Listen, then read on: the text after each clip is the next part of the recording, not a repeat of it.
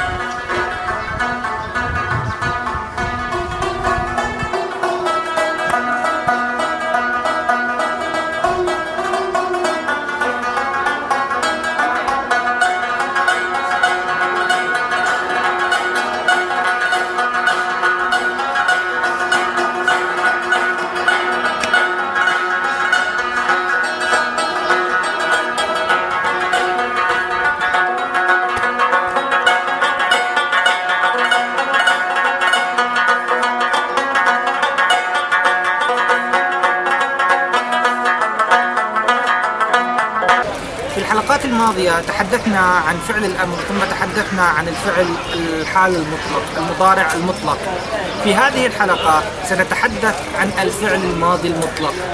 الفعل الماضي في اللغة الأردية ينقسم إلى عدة أقسام، منها الماضي القريب، الماضي البعيد، الماضي المطلق اللازم، الماضي المطلق المتعدي حسب الفعل.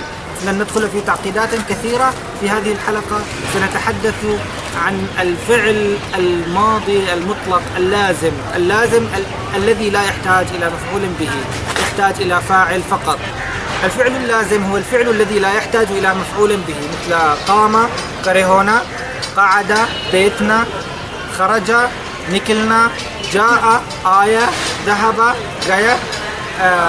فهذه الأفعال هي أفعال لازمة لا تحتاج إلى مفعول به. هذه لها أسلوب خاص لصياغة الفعل الماضي. الفعل الماضي أول شيء يجب أن نعرف أن في اللغة الأردية الوضع يختلف عن عكس اللغة العربية تماما. في اللغة العربية الفاعل هو المسيطر على الجملة، الفعل يتبع في التذكير والتأنيث وغير ذلك إلى الفاعل. أما في اللغة الأردية فيتبع للمفعول به. يعني كيف هو مفعول به وهو الذي يسيطر على الجملة؟ لا والله ما بعرف دبرها، مع أنه مفعول به يعني. بس إن شاء الله خير. إيه، الفاعل إذا دخل على الجملة الأردية لا يفعل فيها شيئا. إذا كان الزمن متعدي، إذا كان الفعل متعديا، الفاعل لا يغير شيء في الفعل. المفعول به هو الذي يسيطر على الجملة. أما بالنسبة للفعل اللازم فطريقة صياغة الفعل الماضي من الفعل اللازم سهلة جدا. فقط نحذف النون من المصدرية. يعني كرنا نحذف منها النون. أما فعل كرنا هو فعل شاذ. سنأخذ أمثلة أخرى مثل نكلنا الخروج، فيتم صياغة الفعل منها بحذف النون تصبح نكلا.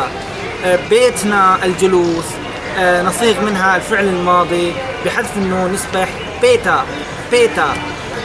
فالفعل نكلنا والفعل بيتنا نحذف النون من نكلنا تصبح نكلا أي خرج، نحذف النون من بيتنا تصبح بيتا أي جلس. لكن الفعل يصرف حسب الفاعل المرفق. برافو شفكوله.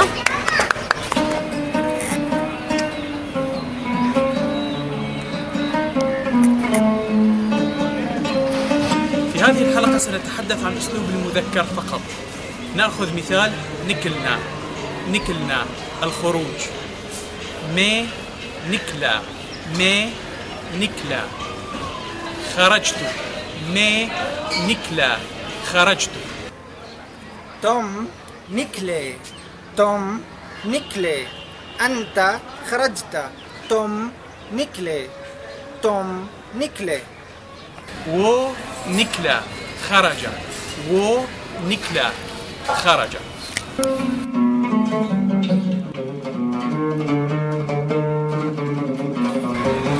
آب نكلي، أنت خرجت أو أنتم خرجتم. أنت للاحترام، وأنتم بصيغة الجمع بنفس الطريقة. آب نكلي، آب نكلي، خرجت أو خرجتم. تو نكلا خرجت. تو نكلا خرجت. वो निकले खरजू वो सब लोग निकले. वो घर से निकले खरजू من البيت. घर से من البيت निकले खरजू.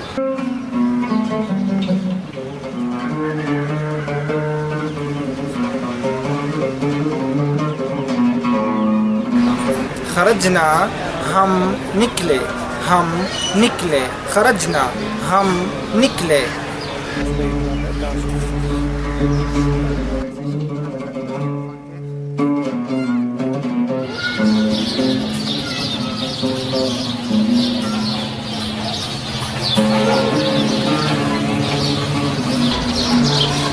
أما الأفعال اللازمة التي بالأصل هي تنتهي بألف، مثل الفعل أنا جذرها فإذا فحذفنا منها النون تصبح عندنا المادة ثم الألف، وهذا غير ممكن. لذلك نضطر في هذه الحالة إلى استبدال النون بالياء، يعني أو إضافة ياء الوقاية، تصبح آية ليس آية. نضع ياء الوقاية إذا انتهى بألف أو بواو، يعني بأحد أحرف العلة، مثل سونا جذرها النوم، نام. فإذا أردنا أن نصنع منها فعل ماضي نحذف النون ونستبدلها بياء، نقول سويا تعني نام، آية تعني جاء. مي آية جئت.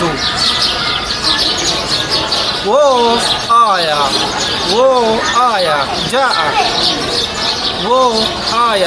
جاء.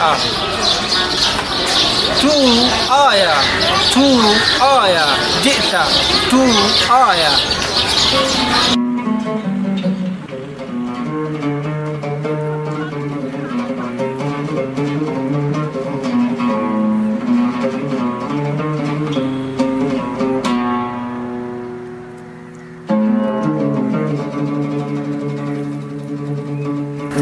وهناك في اللغة الأردية أفعال شاذة لا تتبع لهذه القاعدة. هذه أفعال يجب أن نحفظها حفظا، وهذه الأفعال ليست أفعال نادرة، هي أشهر فعلين في اللغة الأردية. هو الفعل كرنا الذي هو أساس الفعل، معناه فعل.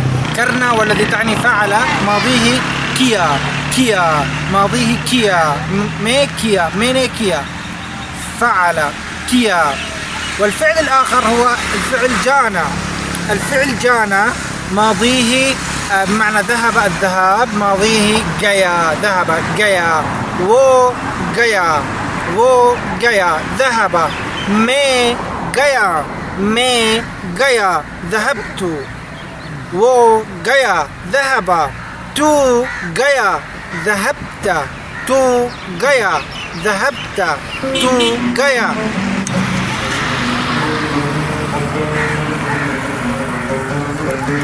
عندنا أيضا آب جاي ذهبتم. آب جاي ذهبتم. هم جاي ذهبنا. هم جاي ذهبنا. تم جاي ذهبت. تم جاي ذهبت. वो गए ذهبوا.